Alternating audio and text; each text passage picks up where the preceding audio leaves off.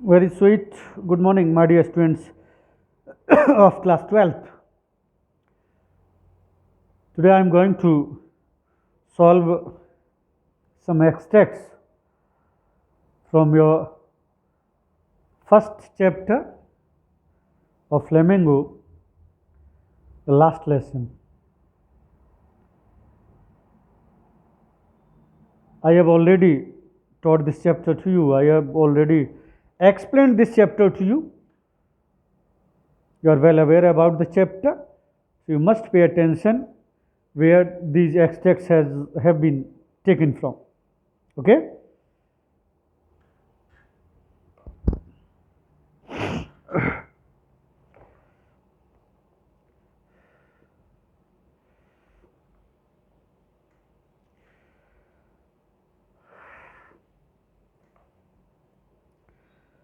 My last French lesson, मेरा अंतिम French part, why I hardly knew how to write.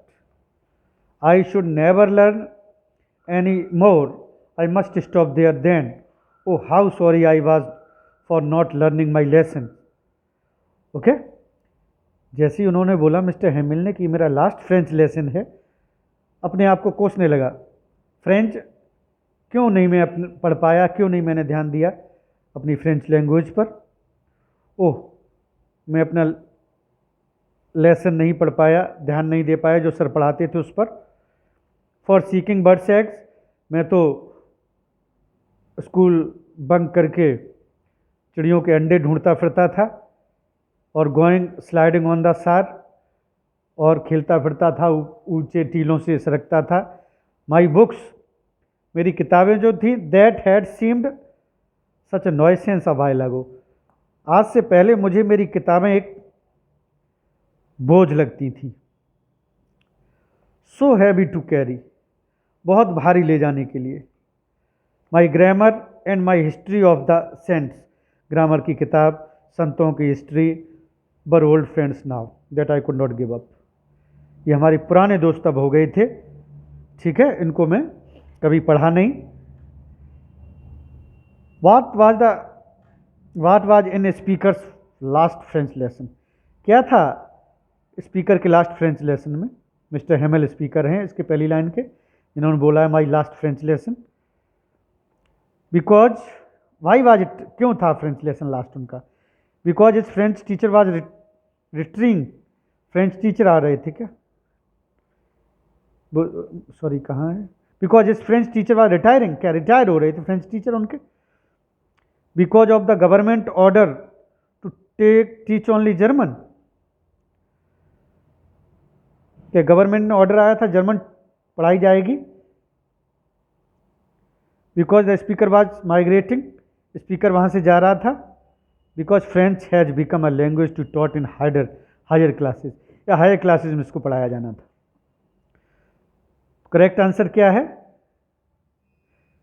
Because the government order to teach only German.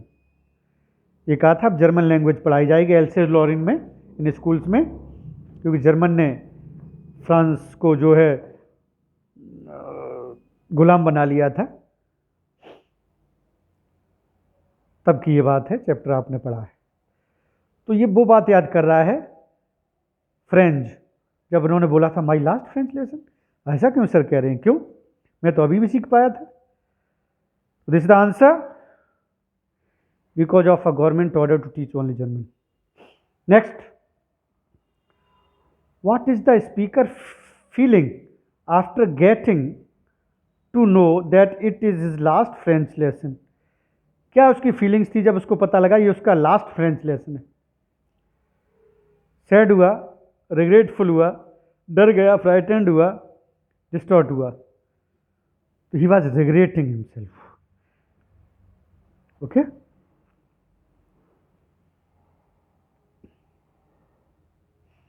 Regret हो रहा था, उसको पछतावा हो रहा था क्यों नहीं पढ़ा वो।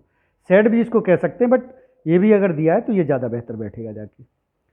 ओके, रिग्रेटफुल, पछतावा हो रहा था कि मैंने कभी पढ़ा क्यों नहीं, सीखा क्यों नहीं, ध्यान क्यों नहीं पढ़ाई पे दिया, फ्रेंच लैंग्वेज क्यों नहीं सीखा।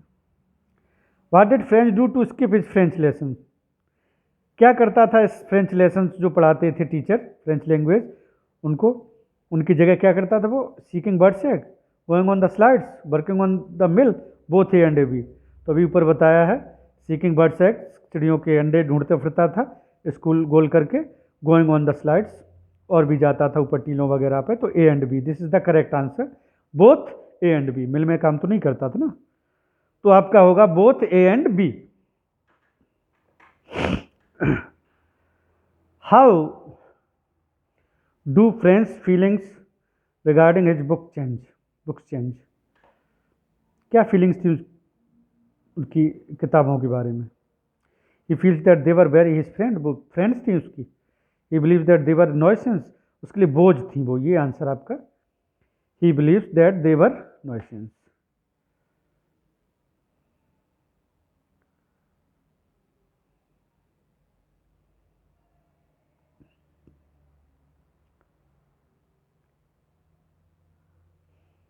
Okay.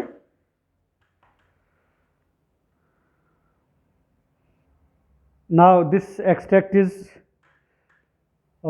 from the chapter Lost Spring. ये लॉस्ट स्प्रिंग का एक एक्सट्रैक्ट है, वो भी देखें आप लोग।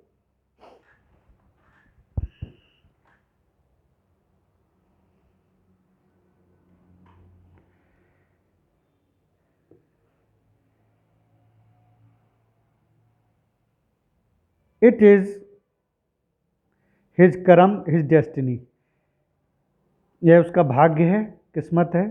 मुकेश के दादाजी बोले। Who was her own husband, दादी बोली, ग्रैंड मदर सॉरी, जिन्होंने who has watched her own husband go blind with the dust from polishing the glass of bangles, जिन्होंने खुद अपने हस्बैंड को अंधा होते देखा था जो चूड़ियों पर पॉलिश की जाती थी उसकी धूल से। उसने बताया था अनीश जंग को, नरेटर को, ये उसकी किस्मत है।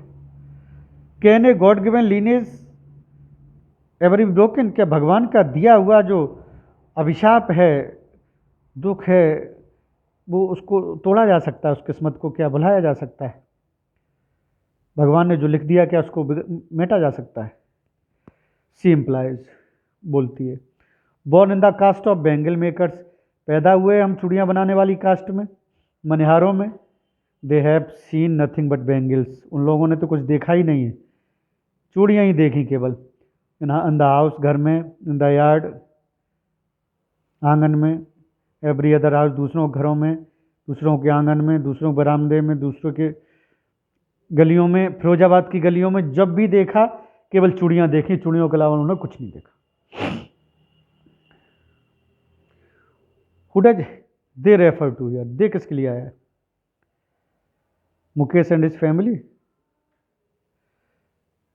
Children of Firozabad,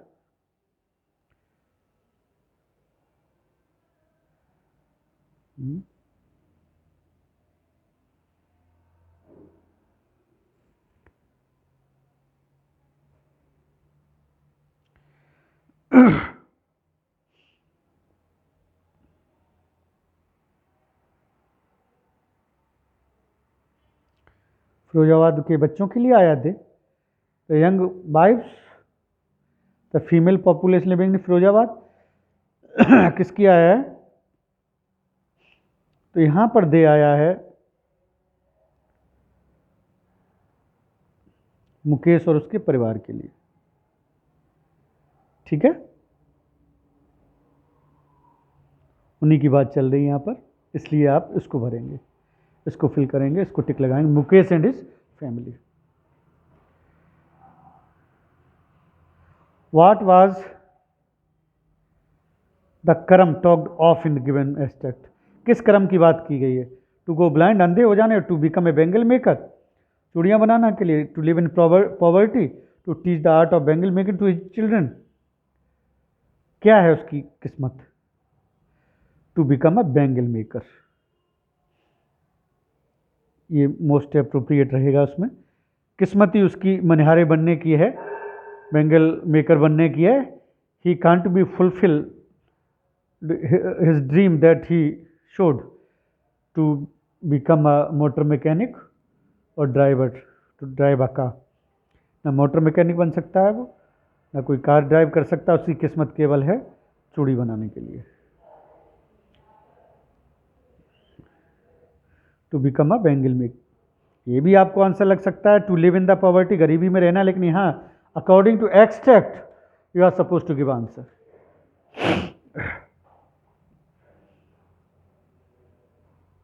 next, how did Mukesh grandfather go blind, कैसे अंधे हो गए थे? बिकॉज एक्सीडेंट हो गया था उनका, बॉर्न ब्लाइंड, अंधे ही पैदा हुए थे, because the dust of polishing glass bangle, that is given in the extract, blind with the dust from polishing the glass of bangles. So this is the correct answer, because of the dust from polishing glass of bangles. This is the correct answer. Okay.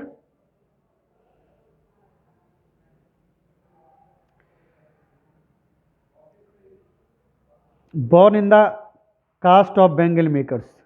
The word caste given line has different meaning. यहाँ caste क्या है?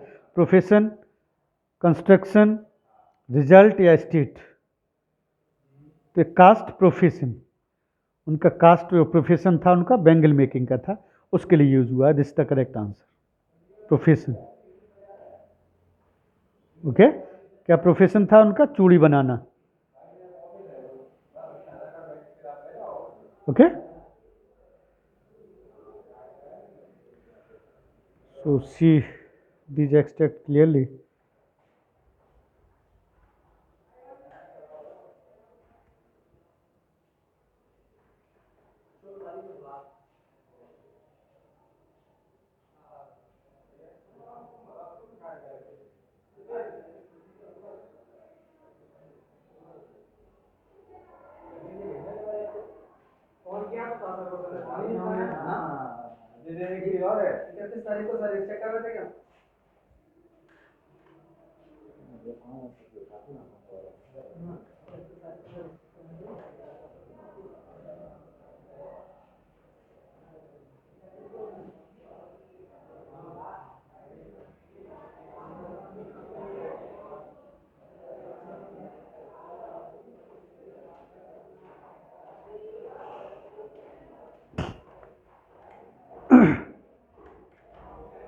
You must note these extracts in your notebook, analyze them,